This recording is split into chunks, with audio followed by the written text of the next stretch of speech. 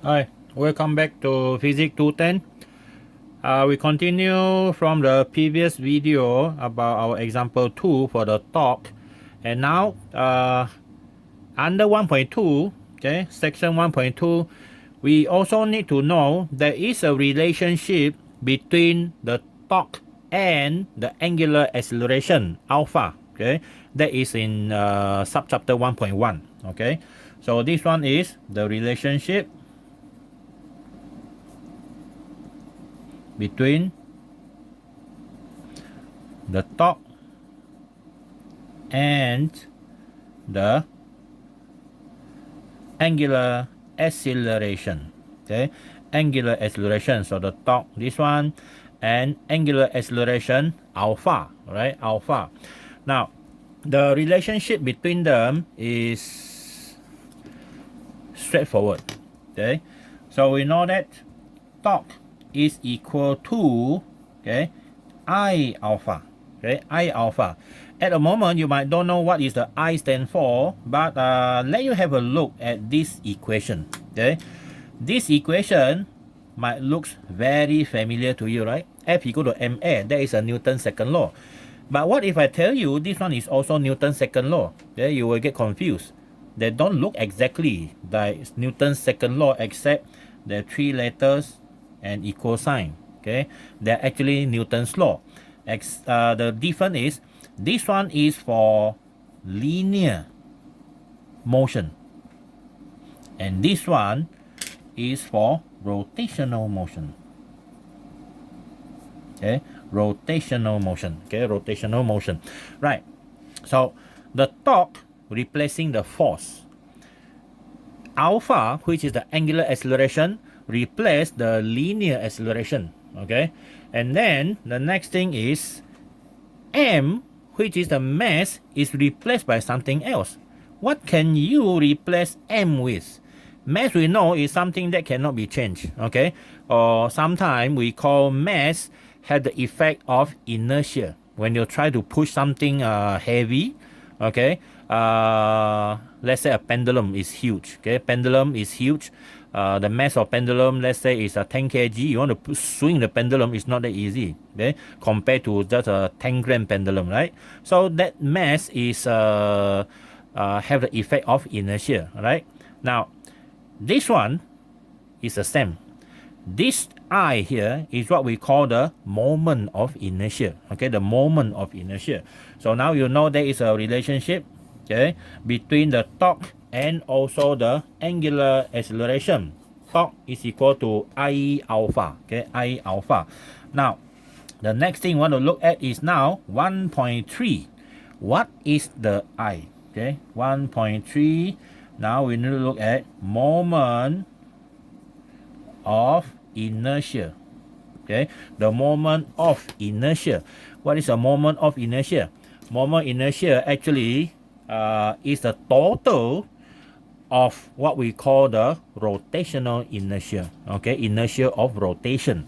Okay, now let's start with something like this. Okay, let's say you have an object. Okay, you have an object here. Okay, you tie an object with a mass m. You tie it to a piece of string, okay, and you fix the string at a position O, okay, and then the length of the string is R. Now let's assume you swing the string, you string the object, okay. So when you swing the object will actually move in a circular motion. Let's say it moves in that direction.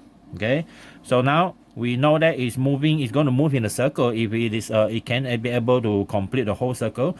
Now, when that object is moving like that, we have some sort of effect that we call the rotational inertia. Okay, rotational inertia. This rotational inertia, okay, is equal to mathematically mr squared. Okay, given by mr squared.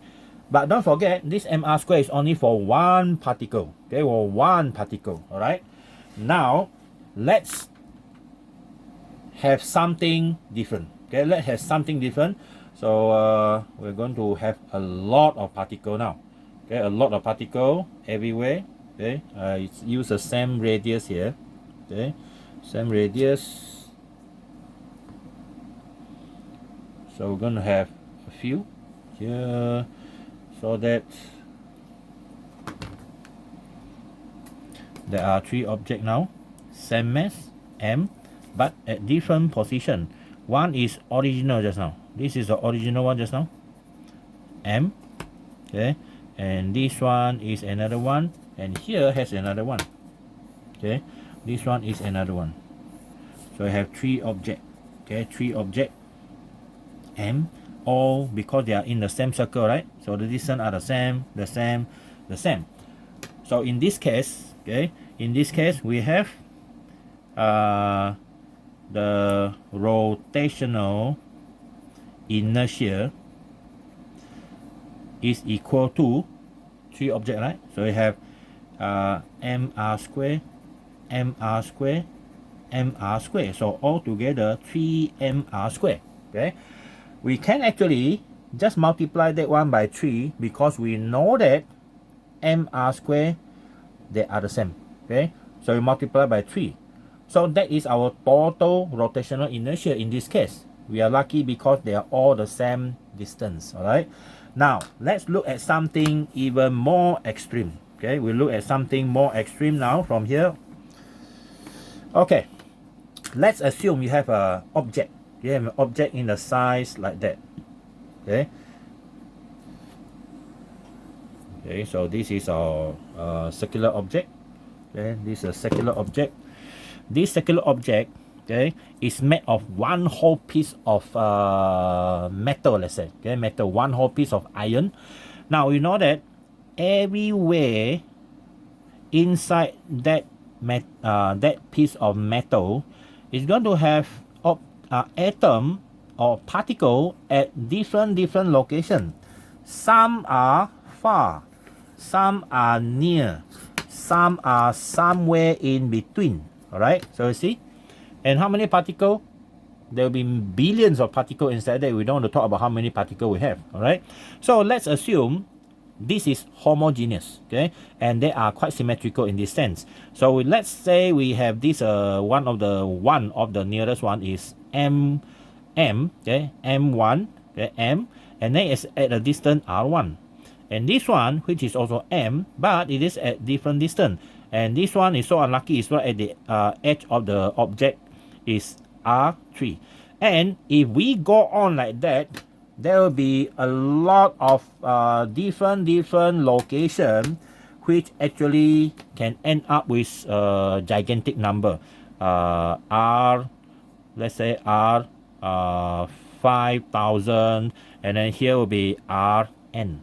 Okay, there are n particles inside there. So now, if you really want to calculate, okay, you want to calculate the total rotational inertia, okay, the total rotational inertia, that you have to sum up starting from the first one, r1 square plus until the last particle that have a distance rn. So you have mrn square. Now the problem is, you're not going to calculate for everything, right? So physicists and mathematicians are always finding a way to give us or to find an equation that we can calculate the what we call that, the total rotational inertia. Okay, so that total rotational inertia is given by a symbol I. Okay, so we know that I is equal to mr1 square plus mr2 square plus mrn minus 1 square and plus the last one mrn square. And we know it's quite ridiculous to calculate everyone here, okay, for all the particles involved, because there are like uncountable numbers here. Okay, so mathematically we can actually use a more sophisticated method to find out the I value, okay, the I value or the moment of inertia for that particular object.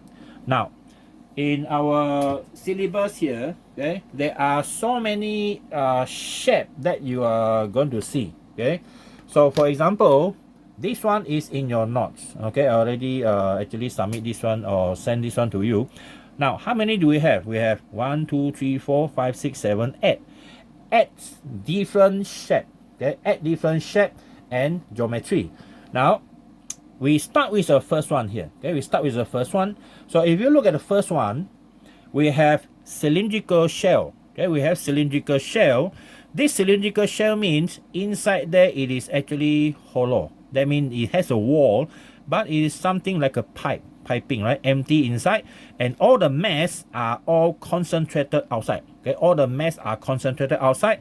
And what is the moment of inertia? The moment inertia of this cylindrical shell is given by mr square. Okay, mr square, not the sport car mr2. Yeah, so it's mr square. The m is the mass, the total mass of the cylindrical shell, and also the radius is r. Okay, big R. So our first object, okay, I think I don't have to write it here lah. Okay, just use this one as a guide. Okay, so this is our cylindrical shell. And then the next one is a solid cylinder. So our solid cylinder, or disc, okay, or disc, if the cylinder is very thin, so we call it a disc, but they are actually under the same category. So if it is a solid cylinder, then your mass is actually distributed from inside until outside. And then the value is half mr square. That is a moment inertia for your solid cylinder, right? Now, if you observe these two, the first one has a larger moment of inertia. So that means effectively this one have a larger mass, right? But even though the mass are the same, is here or not? So when things started to rotate, then the moment inertia is changing, depends on the concentration of the mass.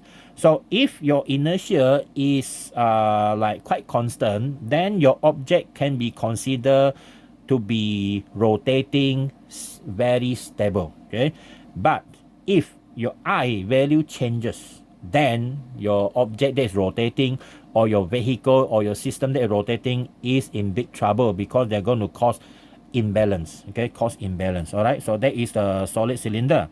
Now we go to the next one, which is quite similar, is a hollow cylinder.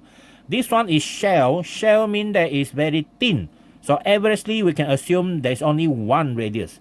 The outer and the inner radius is very small. Okay, but this one is different. This one is hollow cylinder. It has two radiuses ready, R1 and R2, the inner and the outer radius. Okay, so how do we calculate? We calculate using this formula. ICG is equal to CM, sorry. CM stands for center of mass. So it's equal to half M. Now, this one is a R1 square plus R2 square. So that's a formula for number 3. You don't have to know how to derive the formula, but you better memorize. But when I say memorize, when it comes to exam, this thing will be in front of you, right? Somewhere away from the camera, so you cannot see. So that one is the formula for number 3. And then number 4 is rectangular plate. You can apply to square also. When it is square, your A and B are the same value. Okay, A and B are the same value. So your rectangular plate is given by this, the mass, and depends on how it rotates. But you need to know one like this enough already. So you have 1/12. Okay, 1/12 m A square plus B square. Alright. And then the next one, come to number 5. This one is long thin rod with rotation axis through the center. You're going to have this rotation at the center. So rotate like that. Even though the total length is L, when you rotate at center, the value is 1/12 mL square. Okay, 1/12 mL square. So instead of R now, it used the length of the rod. Okay, and come to number 6. Long thin rod with rotation axis through the end. You are swinging the rod at the end. Okay, just like baseball bat. Okay, baseball bat. So when you swing like that, the moment inertia should be larger than that. You get 1/3 mL square. Okay, mL square. And the 7th one is number 7 is solid sphere. The whole thing solid, and then you can imagine it has something to do with this one also. Okay, this one and this one. These are both quite the same, right? So solid sphere, 2 over 5 mr squared. And then for a thin spherical shell, that means the shell is not like that. They're not hollow sphere, but it's thin spherical shell. So this thin spherical shell is 2/3. Okay, 2/3.